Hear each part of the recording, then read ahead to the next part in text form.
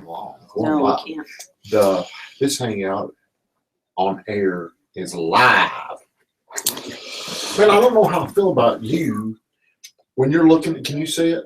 Is it just you? No, it's you. You can see me? Yeah. On mine, all I do is see you. Right. Shaun White. All right. Well, Basically what it'll do is whenever somebody starts talking, whichever mic is picking up, that's who's gonna That's right. So show up. hello, pick me up. Okay. It's picking you up. Are you on there, Katrina? I'm working on it. Okay, friends, my Google Hangout world, it's me, Good Time Tommy. I've got Shaun White and Katrina Houdat Waldrop in here. Today, what we're going to talk about. Say what? I just said what's up. Today, what we're talking about, this is a question that we're really getting right now. In the spring, people are wanting to buy a home by the summer. So, what I'm calling this is getting started. What should I be doing in the meantime? And are you looking right at me, Shaun? Or are you looking at yourself? What you? What is it? Are you getting frustrated?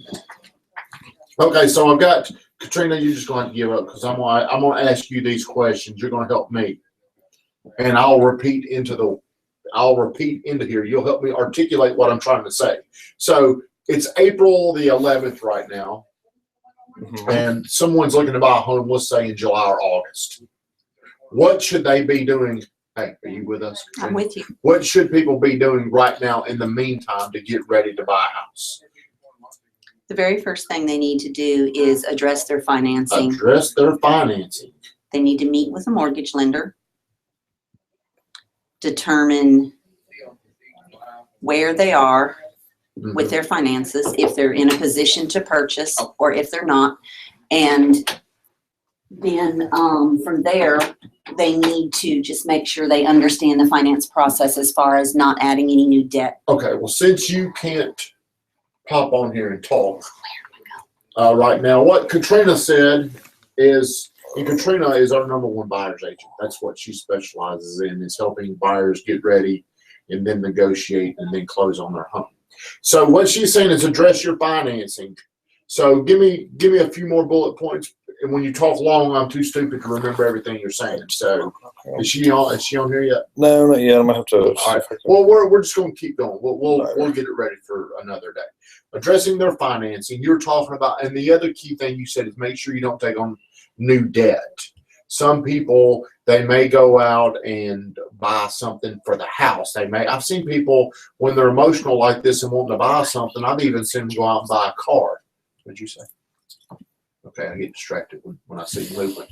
The other thing it's going to help you do is you'll understand exactly what you're going to qualify for, exactly where your payments, because a lot of times people get on these mortgage calculators and there's probably things they're not putting in there, and they're going to be a little sticker shocked when they see what their actual payment's going to be. So get with someone.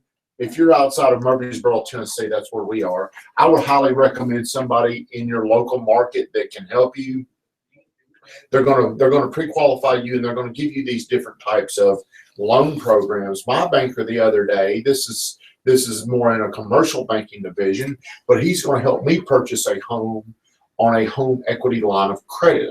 So that was really cool. That was something I didn't think about, and it's really going to help me save on a monthly payment, but it's not going to pay down principal. I have to pay more money. So address your financing.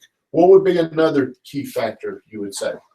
To make sure they're working with a local area lender who is leading the market, because that lender is going to help sell their offer as much as the agent they work with. Okay, Katrina's saying another reason why you need to make sure you're dealing with a local lender is because if we're presenting offers with pre-qualification letters and it's a local lender that has a lot of juice, we'll say, a lot of respect, that's going to carry a lot more weight with somebody if they don't know who they are, never heard of them, or they're in another area. So that could really hurt you if you're turning in your offer, especially in certain price points. If we're under $200,000 in Murfreesboro, Tennessee, you're in a bloodbath of people looking with few homes out there. And the reason why is there's a big REITs that have come into our market that have a certain parameter of what they're looking for, and they'll make offers, and they really make offers strategically where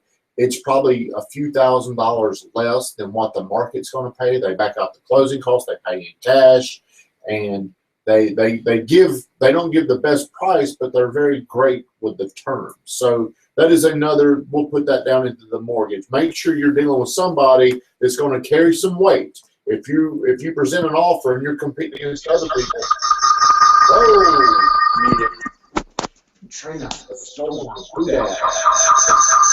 She's joined us. We're muted. So now, Katrina's never done that. So whenever you start talking, it's going to pop up on you. Can we mute that? We're trying.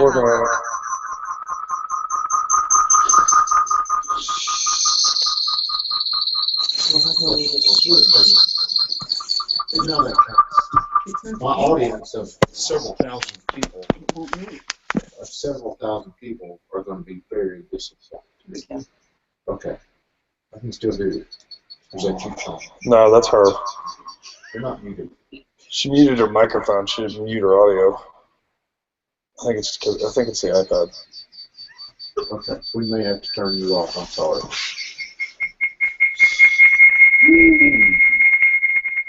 Hopefully nobody sees this broadcast. I think they will.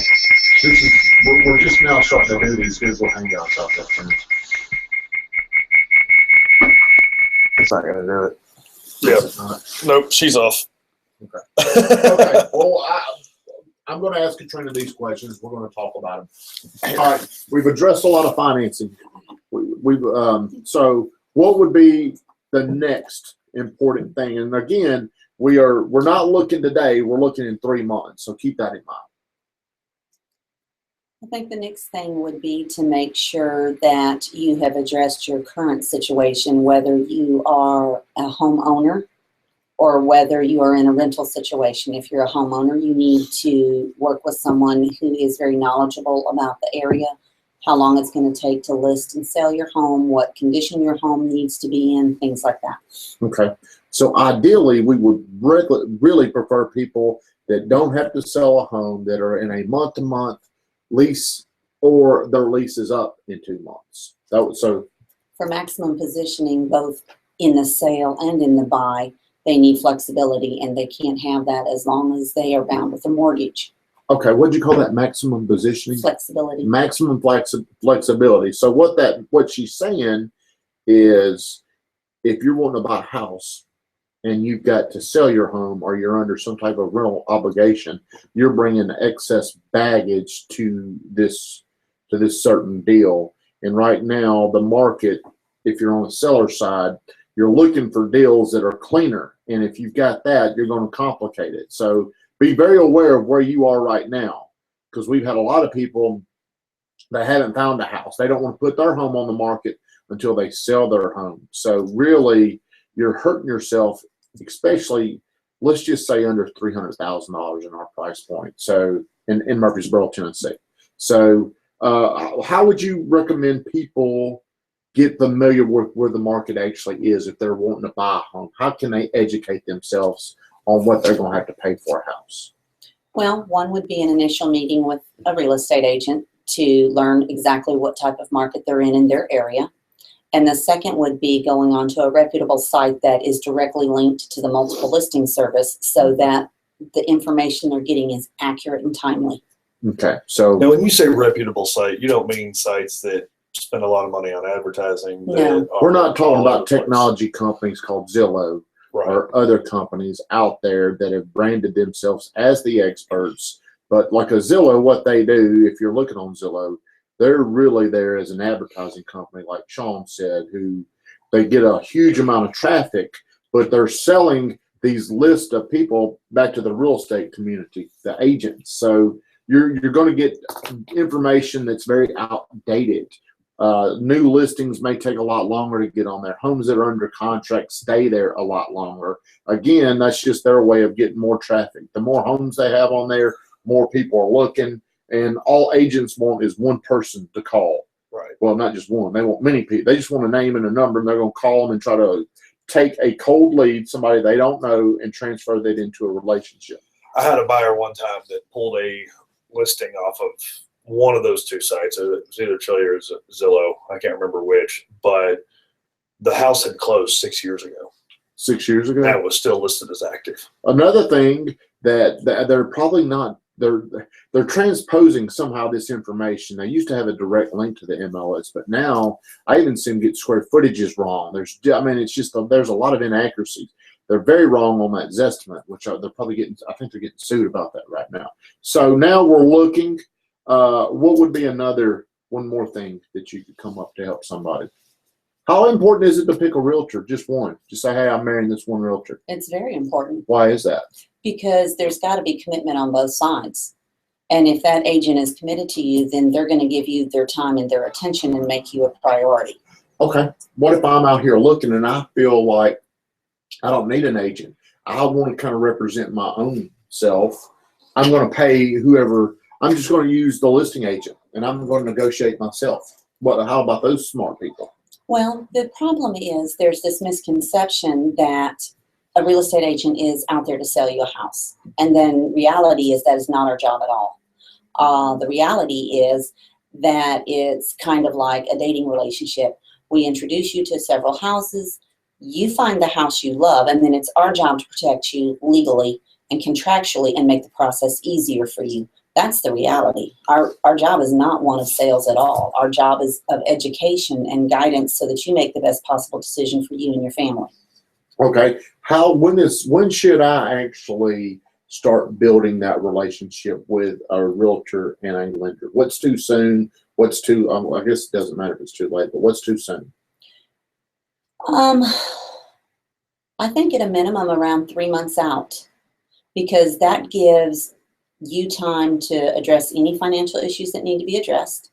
It gives you time to interview agents and make sure that that is a really good fit, that it's someone you can communicate with easily, effectively, and it's someone that you feel you can trust and has your best interest at heart, and they're not looking at it as a paycheck, but rather a way to help someone. So what you're saying is your job is really to educate people, to give them like their own little expertise, what they're doing. You're not just some order taker that's going to say yes or no, or Exactly. you're really looking to help someone build their own confidence and make a good decision based off their own feeling. Exactly. We're not here to influence them on what decision they make. We're only here to give them the information they need to make the best possible decision for their family. Okay. Do you always tell them what they want to hear? No, I do not. Why not? Very seldom. Because if it is not the right thing for them, then I would be doing them a disservice. I would be lying to them. How does that make them feel? Does it ever hurt their feelings? Or because most of the time when I really want something and somebody's telling me no, I can't have it, pisses me off. So how do you deal with telling them this isn't good for you? Well, generally it's something I address in the first meeting or so that they know what the expectations are, that I'm always going to support their decision. But if I believe it is a wrong decision or it's very poor decision, I'm going to give them the facts, but it's their decision to make. It's not mine. So there's no emotion tied to it on my part. My job is just to educate them. So if we were to collectively take buyers out there, what are you seeing they feel like is the most important thing in their mind about the process, the home buying process? Right now, the biggest thing I'm seeing is trying to educate buyers where they don't feel pushed and rushed, because we have such a poor buyer's market right now. Decisions have to be made quickly. So if we take that time prior to when they need to shop to educate them, sit down, show them the process, go through the papers, so that when it comes to the point they're ready to make an offer, they're already familiar with the paperwork, they know what the contract language is, and they know exactly what they're doing. Okay. All right. I think that, is there anything you'd like to add that maybe I haven't covered?